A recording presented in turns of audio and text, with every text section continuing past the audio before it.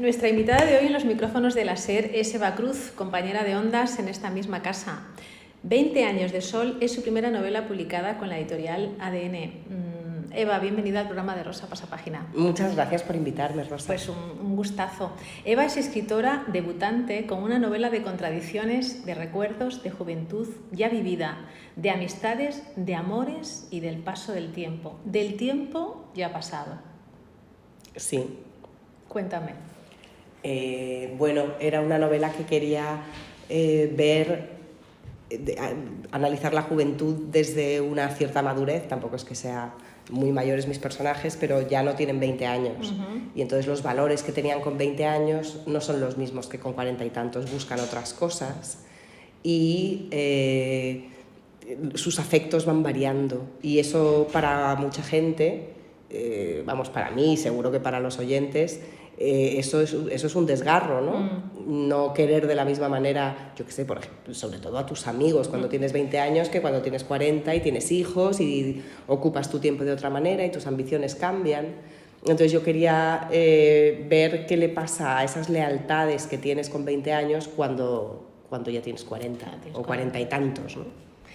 Personajes, como bien habla Sol, lo que hace es construir momentos para vivir de ellos, de alguna manera. Y Eduardo lo que hace es que construye edificios sin vocación de que eso dure, como si el hecho de, metafóricamente, de ir destruyendo lo que construye, que tengan corta vida, es una forma de verlo con otra perspectiva, entiendo.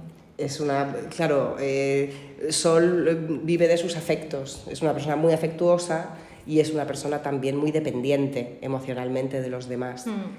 Su padre, en cambio, su prioridad es hacer dinero, y para hacer dinero es mejor construir 2 veces que construir una sola. Desde luego. Entonces, desde su punto de vista, lo que hay que hacer es usar el terreno una y otra vez. Entonces, la calidad de lo que construyes tiene mucha menos importancia, y por ahí la destrucción de la pagoda, que fue algo que a mí me ofendió muchísimo como ciudadana, pues pensé, ¿qué tipo de persona coge este edificio y lo destruye, ¿no? Y entonces pensé, pues es un especulador, ¿no? Un especulador del suelo. Y entonces en Eduardo Zanza concentro, pese a que luego le terminé cogiendo cariño al personaje, porque todas las personas merecen cariño, pero en Eduardo Zanza concentré muchas de las cosas que no me gustan del capitalismo, del urbanismo, de la cultura del pelotazo española, de la cultura de la chapuza.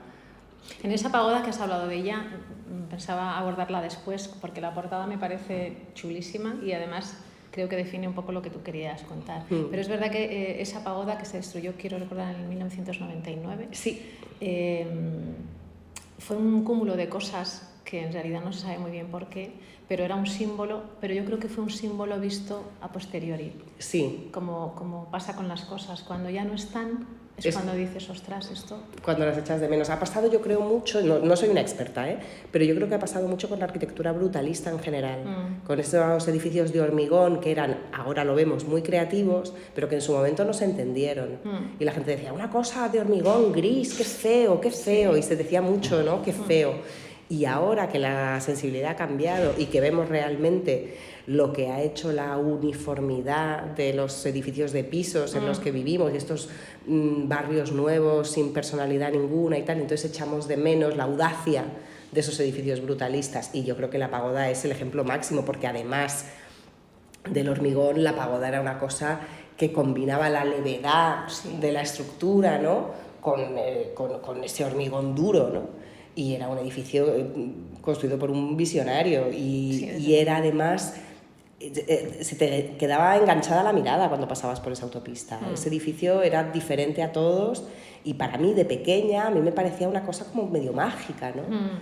Luego, cuando supe que eran unos laboratorios y ya está, me seguía pareciendo que ese sitio era totalmente especial. ¿No te recordaba un poco a los juegos de construcción cuando hacías lo contrario de lo que realmente había que hacer para que fuera eso, una construcción uniforme? Sí, tenía esa cosa juguetona, ¿no? Es verdad. Y era chulo de mirar. Sí, es verdad. Vamos con otro personaje que sufre el declive de la prensa escrita. Y dices que, bueno, que ella lo que hacía era publicitaba y ponía fotos mentirosas de idiotas sobre pies de fotos redactados para estúpidos. No he visto una descripción más acertada. Bueno, eso lo dice ella en un rapto como de ira contra su propio trabajo. Sí. Bueno, yo me inventé este personaje que estudió periodismo, o imagen y sonido, da igual, y desde jovencita ha necesitado ganar dinero y ha trabajado en producción de moda. Y la producción de moda es un trabajo en el que se puede ganar mucho dinero, en el que también te pueden tratar como puta por rastrojo. Y al final ha acabado maquetando una revista de cotilleo. Y claro, una revista de cotilleo, hoy en día, existiendo internet, está abocada a la muerte. Hay algunas cabeceras que siguen funcionando porque porque tienen prestigio, pero hay muchísimas que han caído, ¿no? Es verdad. Entonces yo no sé en qué revista trabaja ella, pero lo que sabe es que después de la pandemia ella no va a seguir maquetando una revista de fotos, porque ese trabajo no le va a dar. Entonces está buscando con un poco de desesperación a qué va a dedicar el resto de su vida laboral, porque es una persona que no puede dejar de trabajar. Y entonces habla desde la desesperación, porque de pronto te ves creo que tiene 43 años en el libro, te ves con 43 años sin la carrera terminada o terminada a trancas y barrancas, en una industria que se muere, ¿y a qué te dedicas? Claro, ¿no? claro. Entonces piensa en la moda, esto, lo otro. De pronto le sucede algo que combina emociones que seguramente sean verdaderas con un salvavidas también bastante importante. Ya lo creo. Eduardo, arrancas con un desprendimiento de retina. Hablas también de una revista, por cierto, muy curioso. Además, dices una revista, a fin de cuentas las revistas las cogen las mujeres, que no deja de ser verdad. Y a partir de ahí se produce un declive en ese personaje. Sí, ese personaje está en la cima del mundo cuando empieza la novela, pero primero tiene este problema de salud, que es que te deja... Yo tuve un desprendimiento de retina, o sea, esa experiencia es personal, y te deja en un sitio completamente vulnerable, no puedes hacer nada, eres completamente dependiente de los demás. Él sí que mira revistas porque él ha sido famoso, o ha sido famoso en un nivel mediano, ¿no? Entonces está acostumbrado a verse en las revistas y eso le complace, eso es así. Además es un tipo atractivo y tal, y bueno, y él se ha visto, no en portadas, pero sí se ha visto en páginas interiores, ¿no? Eduardo Zarza acude a la inauguración del restaurante City Flounder, y eso es que además le conviene para el negocio. O sea, él tiene respeto por las revistas, son parte de su marca personal, ¿no? Bueno, el caso es que tiene este desprendimiento de retina y entonces tiene que dejar la empresa, y yo pensé, durante la pandemia, si yo hubiera tenido el desprendimiento de retina, que lo tuve 3 o 4 años antes, lo tuve como en 2014, 2015, si yo hubiera tenido desprendimiento de retina ahora en la pandemia, en los primeros días de marzo, cuando no sabíamos qué estaba pasando, me hubiera contagiado seguro. ¿Y qué hubiera sido de mí? Porque hubiera tenido que pasar un montón de días en el hospital. Entonces me puse en esa situación y a partir de ahí pues se desencadenó la trama. La gente me pregunta, ¿y la pandemia qué influencia tuvo? Bueno, es que fue un recurso argumental que me vino muy bien. Desde luego.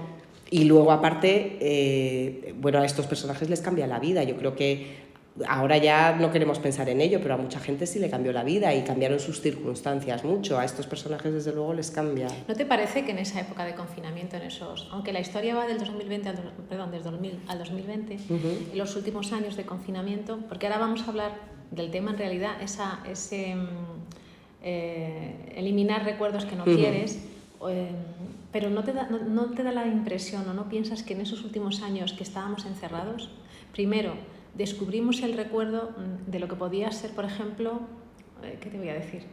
La naturaleza en su plena ebullición, el olor de la calle mojada, que por mucho que abrieras la ventana no era lo mismo. Cosas que no sabías que despertaban tus sentidos, pero que al salir a la calle recuerdas que los echas de menos. Claro.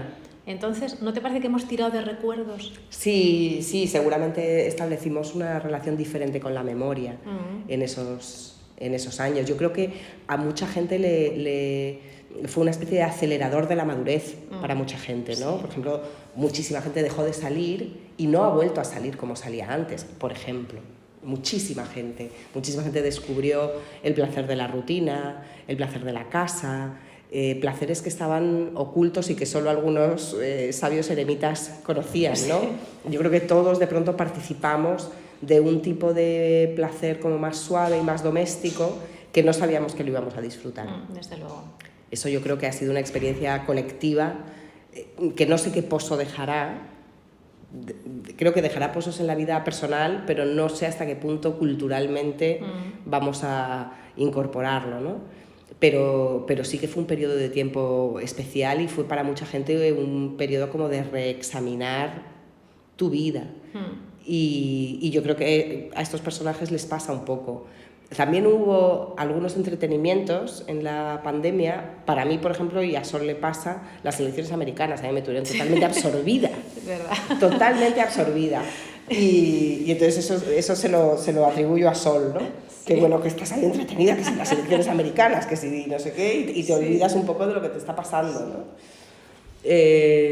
No me acuerdo por dónde empezaba la pregunta. No, estábamos hablando de lo del confinamiento Sí. y de los recuerdos, porque has sacado tú ese espacio de tiempo por el tema del desprendimiento de Claro. retina que tú habías sufrido también y que te habrías enfermado. Claro, yo no planteaba la novela como Sí. estos son los episodios que Sol recuerda en el confinamiento. Puede dar esa impresión, pero realmente yo lo que quería era contar la historia con una especie de multiperspectiva temporal. Hombre, el COVID está en la historia. Sí. Porque además es una historia que vas y vienes en el tiempo, no es lineal, lo cual lo hace mucho más ágil, te hace pensar, no te lo ha dado todo servido, que me parece genial. Y bueno, pues vas y vienes y en ese periodo de tiempo aparece el confinamiento. Y en ellos están los personajes como Teo al que defines como un sueño imposible, ¿no? Como una persona súper idealizada. Sol le tiene idealizado. Luego, a mí me gusta más cómo se ve él, que es como un personaje de comedia, de sitcom. Él se ve como un personaje de comedia romántica, ¿no? La típica persona, a él le gustaría caminar por la calle y que de pronto la gente se pusiera a bailar, ¿sabes? Él le gustaría vivir un poco en ese mundo. O sea, es un personaje un poquito ridículo. Bueno, de repente, en el embarazo de Sol, él ya, digamos que percibe, porque además dices, una nutria maligna nadando en líquidos que él tenía conquistados, con lo cual lo que estás diciendo es, mi mujer ya no es la que era, su embarazo está empezando aunque no se aprecie todavía físicamente, algo está ocurriendo ahí y yo ya no me considero como parte suya, ni ella como parte mía, ¿no? O sea que él ya, digamos que empieza a sentir un poco ese desplazamiento, que no lo haya. Sí, el embarazo le produce una cierta repugnancia. Eso es. Yo creo que hay muchos hombres que a los humores femeninos le tienen un poquito de asco, porque ellos no están aquí para eso, ¿no? Creo que no es un sentimiento moderno, pero creo que existe. Y entonces a Teo, que es tan guapo y que eso, la gente se pone a bailar a su paso, pues de pronto esto de su mujer tan gorda, tan hinchada, oliendo diferente, porque el embarazo te cambia el olor, eso es así. Y entonces él tiene un poquito de celos del niño y no siente hacia su hijo la misma ternura que siente Sol. Desde luego. Además, luego, cuando la maternidad ya se hace real, ¿no? Digamos que cumple el prototipo de padre angustiado en cuanto a responsabilidad y en cuanto a ese rechazo, a ese ya no soy yo la figura estupenda que Sol veía en mí. Sí, yo creo que ellos se han ido distanciando, pero como muchas relaciones que se construyen contra la imposición paterna, o sea, a Eduardo nunca le ha gustado Teo. Le parece un canchanchan que dicen en Tenerife. Sí, es el único con el que no, el que no cuadra. Claro, le parece poca cosa para su hija, le parece que el guaperas le tiene un poco de celos también, pero le parece que es un tipo sin sustancia. Y entonces hace esto que Eduardo hace muy bien, que es un buen manipulador, que es que no gustándole a alguien, le ofrece muchas cosas para tenerlo a su servicio. Eso lo hace con Teo, pero lo hace también con Iván. Sí, buena manipulación. Claro, o sea, es irreprochable, por un lado, su comportamiento, pero por otro lado, es siempre una insatisfacción, porque nunca te va a decir qué marido tan estupendo tienes, qué majo. Nunca se lo va a decir. Entonces Sol tiene esta tensión de que a su padre, que es una persona que a ella le importa y que ella valora, aunque sea rebelde contra él y tal, nunca va a querer a su a su marido. Y entonces estas parejas que se construyen desde la oposición, o sea, frente a una oposición, son muy sólidas al principio y luego cuando ya la vida te cae encima pues se le ven más las fisuras. Pero yo conozco muchas parejas así que como no gustaban a la familia, pues se unían más, ¿no? Sí. Y yo creo que a Sol y a Teo les pasa eso, aparte de que se quieren y se gustan y tal. Porque 20 años de matrimonio son difíciles de sostener para cualquiera. Dan para mucho. Una tesis sobre la vida sexual de María Cristina. Ay, eso es maravilloso. Me encanta. A mí me hubiera encantado escribir esa tesis, no tuve valor. Escribí una tesis sobre algo mucho más aburrido, pero a mí me fascina el personaje de María Cristina de Borbón y lo llevo mirando muchos años con la idea de que escribir una serie sobre esta mujer sería fantástico. Y entonces, básicamente lo que cuento en la novela, esta mujer se casa con Fernando VII, que debía ser lo más desagradable del mundo, entonces ella ya piensa que una vez hecho este sacrificio por la corona, ya tiene derecho a hacer lo que le dé la gana, y efectivamente hace exactamente lo que le da la gana durante el resto de su vida, que es casarse con un guardia de corps que le parecía guapo, tiene con él 8 hijos, y entonces ahora ¿cómo alimentas como príncipes a estos 8 hijos que son bastardos, pero son tus príncipes? Sí.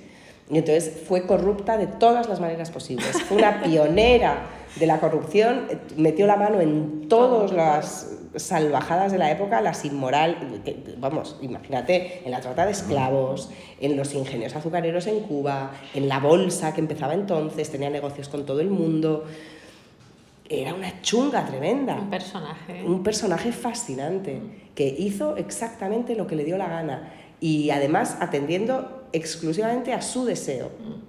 Y de sus hijas pasó completamente, pero de sus hijos, los que tuvo con su verdadero amor, los quiso muchísimo y fue una madre cariñosísima. Y luego tuvo, no sé si fue una nieta o una hija, o un nieto o un hijo, pero fue santo o beato, ¿sabes? Lo nombraron. O sea, quiero decir, la descendencia de María Cristina son unos personajes estupendos. Y entonces, como María Cristina todo el mundo sabía que era un ser sexual, claro, los comentarios eran tremendos. Imagínate. Y entonces escribir una tesis sobre este personaje, vamos, falta en la literatura española. Vamos con esos recuerdos, con esa especie de borrador que te podríamos tener en el cerebro y elegir qué parte no queremos tener. Pero ¿no te parece que forman parte del crecimiento personal de cada uno? Sí, yo no me posiciono sobre si es bueno o es malo borrar un determinado recuerdo. Sé que estos tratamientos están en marcha. Y me parece que para gente que tiene problemas mentales graves, depresiones profundas, síndrome de estrés postraumático, para este tipo de cosas, a mí me parecería bien que te implantaran lo que sea, que te den el tratamiento que sea, que consiga que tú no estés viendo todo el rato el mismo bombardeo o el mismo asesinato o el mismo trauma espantoso, ¿no? Correcto, sí, entonces a mí me parece bien que haya esta investigación y además yo creo mucho en lo que llaman la ciencia pura, ¿no? La ciencia que no tiene objetivo, entonces cuanto mejor se conozca el cerebro me parece que es mejor para la humanidad en general. Ahora, en el caso de Sol, o en el caso de estos personajes son gente bastante frívola, son gente con mucho dinero, y que se pagan el olvido. Se pagan el olvido para no enfrentarse al olvido. Y además, el tratamiento tiene como efecto secundario una mayor frialdad. Entonces me parece que es un tratamiento que les viene fenomenal como clase social y como tipo de persona. Tampoco creo que sea muy diferente a casi cualquier tratamiento psicológico actual que te dice concéntrate en ti mismo, lo importante son tus deseos y no los de los demás, y eso, y tus objetivos, y no dependas tanto de la validación de los demás. Entonces tiene este punto que es un poco ciencia ficción, pero por un lado se parece mucho a tratamientos que ya existen y por otro lado creo que está perfectamente en consonancia con los valores que están en esta historia. Sí. Bueno, en estos personajes. De estos personajes. Tenemos un paciente cero. Sí. Un paciente cero que era de una clase social también alta. Tenía, bueno, no tanta como tus personajes, pero tampoco andaba en la pobreza cuando era gimnasta. Claro. tiene una serie de problemas. Bueno, prefiero que lo cuentes. Sí, es una de estas gimnastas de Europa del Este con anorexia. Y entonces ella y su madre se marchan de Rumanía cuando ella es adolescente. Bueno, el caso es que ella tiene un trastorno alimenticio, están en un país nuevo, su madre limpia casas. Y entonces cuando la neurotecnóloga que conoce a la madre descubre que tiene este trastorno, dice, pues esto me sirve a mí para probar mi invento. Es un poco profesora bacteria, sí. En este caso. Esta la voy a probar yo. Claro, pero yo lo que quería era contar a través de la historia de Melania, de esta gimnasta, quería contar el final de la historia. No sé si lo he conseguido del todo, pero esa era la estructura que yo me planteaba. Sí. Saber qué va a pasar al final porque sabes lo que le ha pasado a Melania, que es algo que has leído a lo largo de toda la novela. Y es simplemente un resultado emocional, ¿no? O sea, no se desvela un gran secreto. No lo vamos a contar tampoco. Tampoco, pero lo que vas viendo a través del personaje de Melania es qué puede pasar al final de la novela con los otros personajes que se someten a este tratamiento. Eduardo sufre el COVID y aparece como un personaje, un paciente que ha vencido sin luchar, que está boca abajo y su espalda no contempla lo que está pasando, simplemente tiene que sobrevivir. Y todo eso le va a cambiar. Sí, a Eduardo el COVID le hace sentirse mucho más vulnerable y más necesitado de afecto.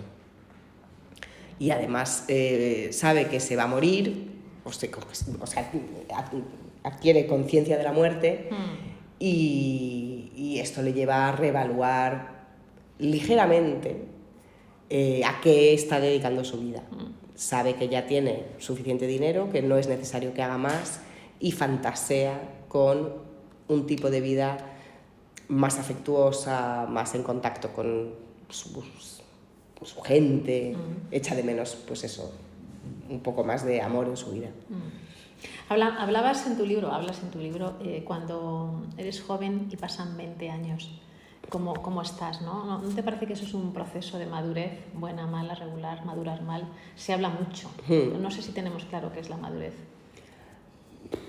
Bueno, no sé si socialmente lo tenemos claro. También vivimos en una sociedad y en un sistema que te impide, que le está impidiendo a mucha gente la madurez de tu propia responsabilidad porque no tienes trabajo que te permita tener un proyecto de vida. Eso por un lado. Entonces, ¿qué es la madurez? Pues hombre, tener las condiciones materiales de llegar a ellas.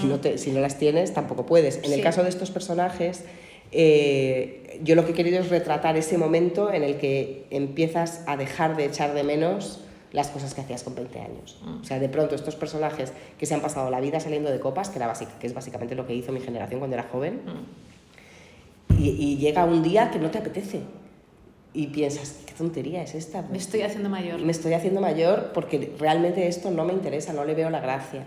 Entonces, yo creo que he querido retratar justo ese momento, cuando eso ya no te importa, cuando lo que te importa tiene mucho más que ver con acostarte pronto y tener la casa limpia.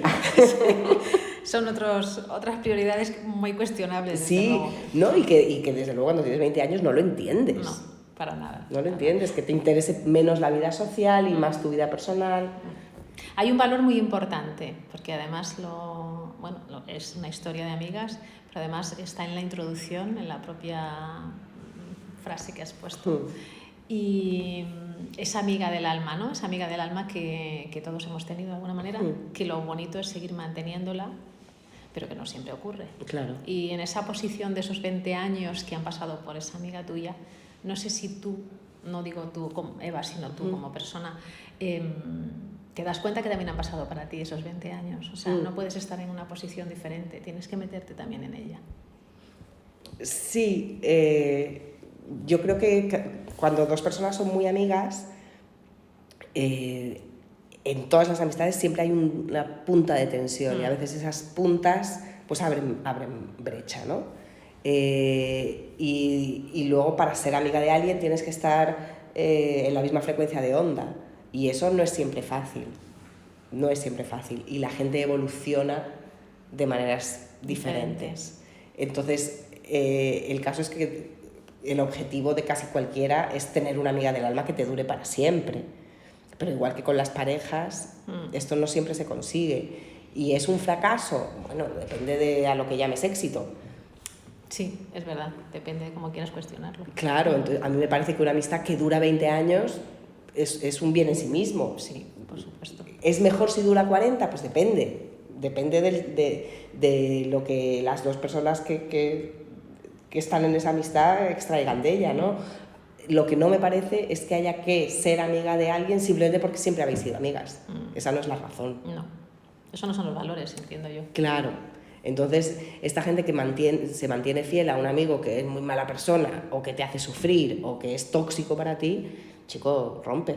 Desde luego. Entonces, te planteas qué sacrificarías por borrar un recuerdo, pero yo te hago la pregunta inversa para terminar. Si tuvieras que quedarte con un recuerdo y borrar todo lo demás. ¿Cuál elegiría yo personalmente? Bueno, sí, lo dejo a tu libre albedrío. Hombre, a mí claro, como en la novela digo varias cosas a la vez, a mí me dolería mucho romper determinados afectos, olvidar a determinadas personas. Sí, sí, claro, escogería quedarme con los recuerdos de la gente. O sea... El recuerdo de las emociones, que creo que es lo más importante, ¿no? Pues, ¿por qué decides escribir esta historia? No sé si lo tenías pensado, si... Bueno, me parecía que el tema de la amistad femenina, me parecía que ahí había algo que yo tenía ganas de contar y de explorar. Lo escribo por eso, porque el tema me interesaba, porque quería saber si era capaz de montar una historia con su principio y su final, porque yo había escrito muchos principios y muy pocos finales, y entonces quería ver si era capaz de montar una trama entera. El reto me parecía, el desafío me apetecía mucho. Y me parecía eso, que esto en concreto no se había contado y que la neurotecnología era ese punto como chulo. No surrealista para nada, porque tal y como lo has planteado es verdad, es que es así. Sí, es que eso existe. Yo hago la sección de ciencia en el Hoy por Hoy y entonces Manuel Martín me había contado que esto existía.